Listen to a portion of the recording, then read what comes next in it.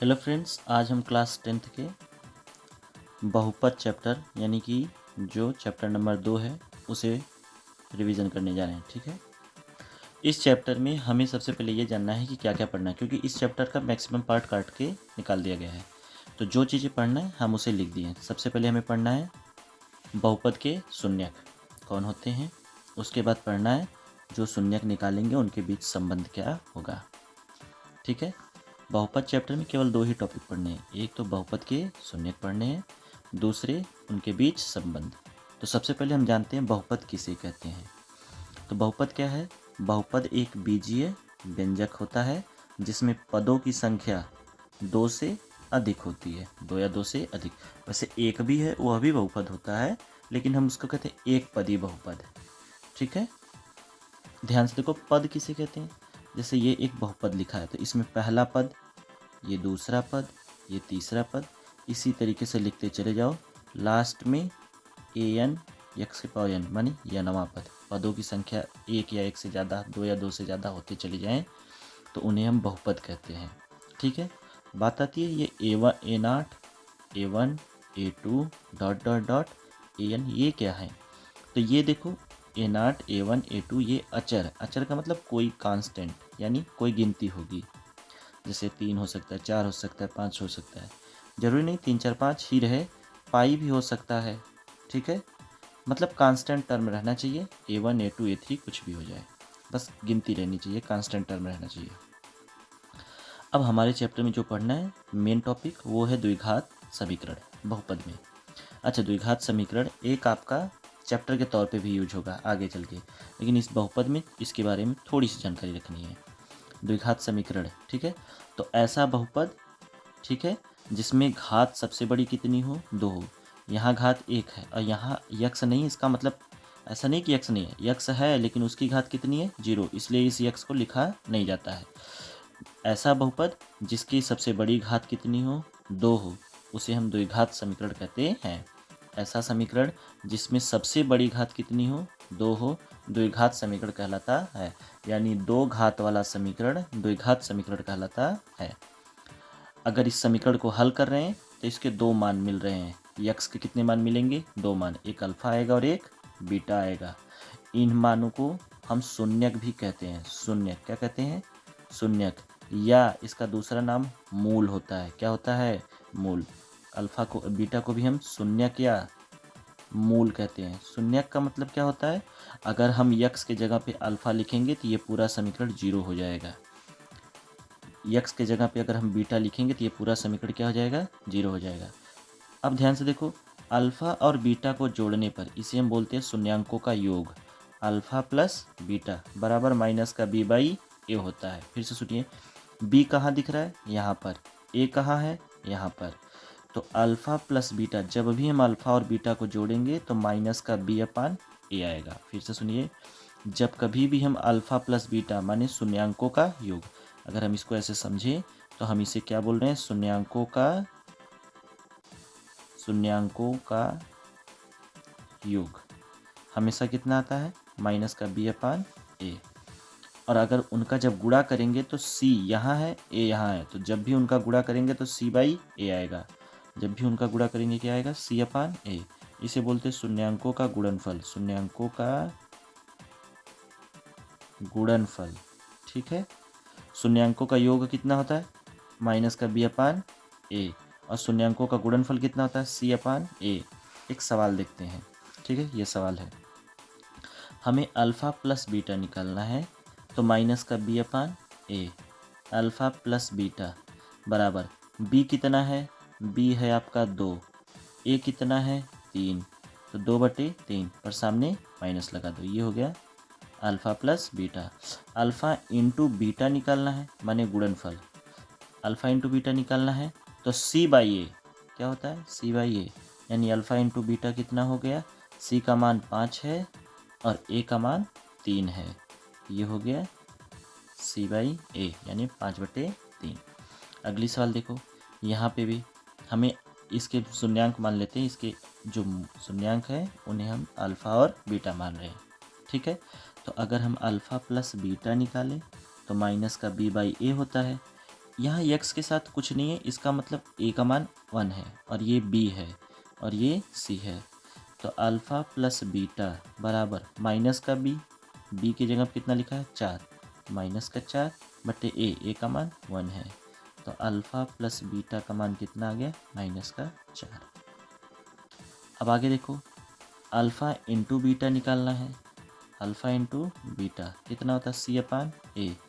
ठीक है, alpha into beta कितना हो जाएगा, c का मान कितना है, c का मान है 4, तो 4 बटे 1, यानी अगर भाग देंगे तो कितना आ जाएगा 4।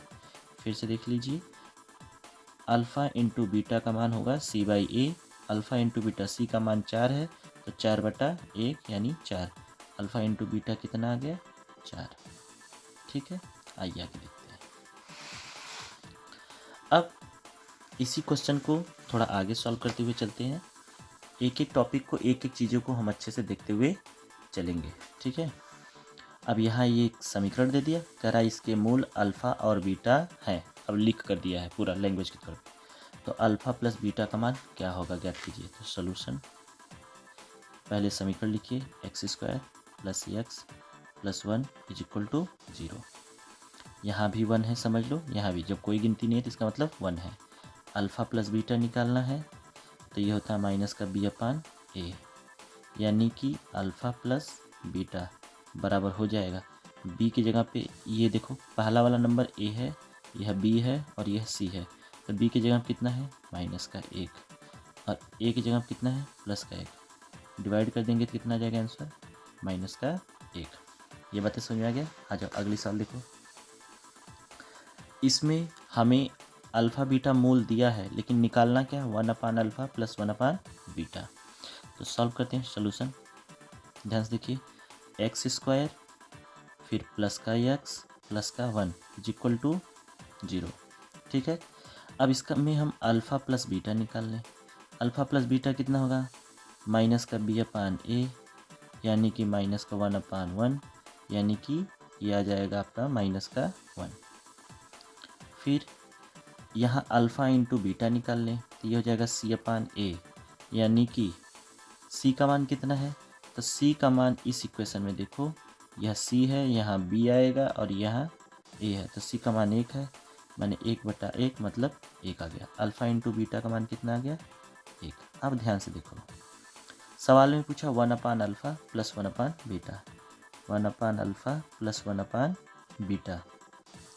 इसे सॉल्व करते हैं तो ध्यान से देखो, बीटा गुणा यहाँ हो जाएगा, अल्फ़ा गुणा यहाँ हो जाएगा, यानी अल्फ़ा प्लस बीटा अपान alpha into beta. Alpha plus beta का मान कितना है, माइनस का 1। अल्फ़ा इंटू बीटा का मान कितना है, अल्फ़ा इंटू बीटा का मान 1 है, तो 1 माइनस 1/1, यानी 1/अल्फ़ा प्लस 1/बीटा इज इक्वल टू माइनस 1/1 यानी 1। ये आ गया आपका आंसर। ठीक है, आगे चलते हैं। यदि द्विघात बहुपद f(x = 4x² माइनस का 5x माइनस का 1 हो और इसके मूल अल्फ़ा इंटू बीटा हो, तो अल्फ़ा² into beta alpha into beta square का मान ज्ञात कीजिए। तो सबसे पहले सोल्यूशन लिख लें, f(x = 4x² माइनस का 5x माइनस का 1, इसके मूल अल्फ़ा बीटा है तो alpha plus beta equal to हो जाएगा माइनस का b/a। Alpha plus beta equal to minus का b, माइनस का 5/4, तो माइनस माइनस कैंसल, कितना आ गया, 5/4। अल्फ़ा प्लस बीटा का मान आ गया। अल्फ़ा इंटू बीटा निकाला जाए, ये होगा c/a। c का मान कितना है, तो इस सवाल में c का मान माइनस का 1 है और a का मान कितना है, a का मान 4 है, तो अल्फ़ा इंटू बीटा का मान आ गया माइनस का 1/4। सवाल भी क्या पूछा ये, यानी अल्फ़ा² beta plus alpha into beta square, दोनों में से अल्फ़ा बीटा कामन ले लो। तो अल्फ़ा बीटा कामन ले लिया तो यहाँ से 2 अल्फ़े थे, एक अल्फ़ा निकल गया तो बचा 1 अल्फ़ा, बीटा एक ही था निकल गया, यहाँ से 1 अल्फ़ा बाहर आ गया, बचा क्या, केवल यहाँ बीटा। अल्फ़ा इंटू बीटा का मान कितना निकाले हो तुम, माइनस का 1/4 इंटू अल्फ़ा प्लस बीटा का मान कितना है, 5/4, मल्टीप्लाई कर दो तो माइनस का 1/4 गुणे 5/4, ये हो जाएगा 5 एकम 5, 4 चौके 16, तो आंसर कितना आ गया, माइनस का 5/16।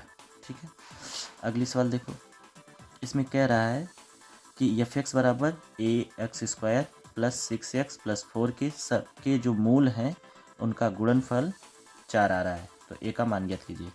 तो solution f x is equal to a x square plus 6x और प्लस का 4 हो गया। इसके मूल का गुणनफल मैंने अल्फ़ा इंटू बीटा कितना दिया है 4, अल्फ़ा इंटू बीटा होता है सी बाई ए बराबर 4। तो ध्यान से देखो सी का मान कितना दिया इसने 4 ही दिया है, तो 4 बटा ए बराबर 4, 4 के 4 कट गया, तो 1/a इक्वल टू 1। ठीक है, 4 से ये 4 कैंसिल जाएगा, तो 1/a इक्वल टू 1। ए का मल्टीप्लाई कर दोगे तो 1 बराबर कितना आ गया ए, यानी ए का मान कितना आ गया 1। आगे देखते हैं अब द्विघात समीकरण कैसे बनाते हैं। तो ध्यान से देखो, द्विघात समीकरण बनाने के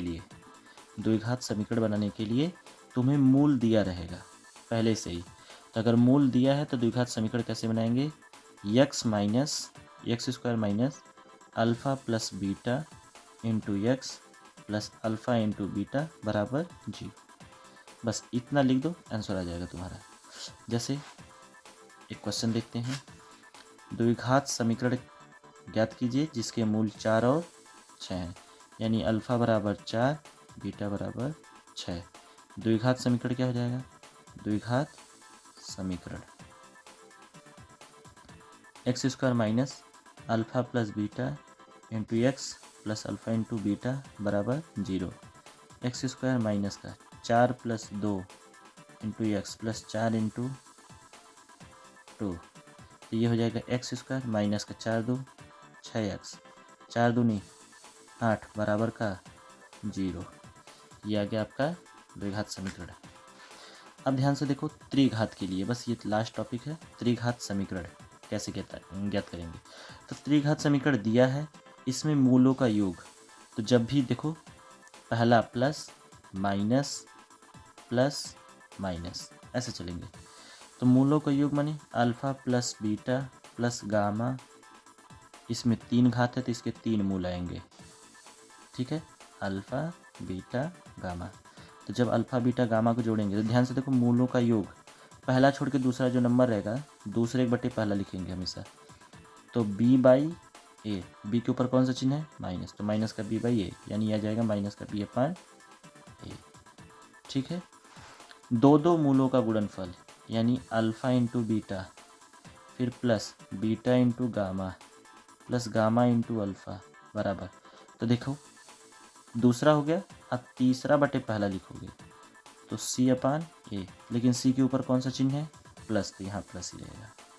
ठीक है, आगे देखो मूलों का गुणनफल मानी alpha into beta into gamma बराबर, ध्यान से देखिए तो पहला ये हो गया, दूसरा ये b वाला यहाँ आ गया, c वाला यहाँ आ गया, लास्ट में कौन बच रहा है d, तो d यहाँ आ जाएगा, माने आखिरी बटे पहला d अपान ए। ठीक है, आपका सिलेबस हो गया ये alpha into beta into gamma बराबर d बाई ए। सिलेबस यहीं ख़त्म। इस चैप्टर में केवल इतना ही पढ़ना है, इससे ज़्यादा नहीं। इसका आप अच्छे से एकदम रिवीजन कर लीजिएगा। ठीक है।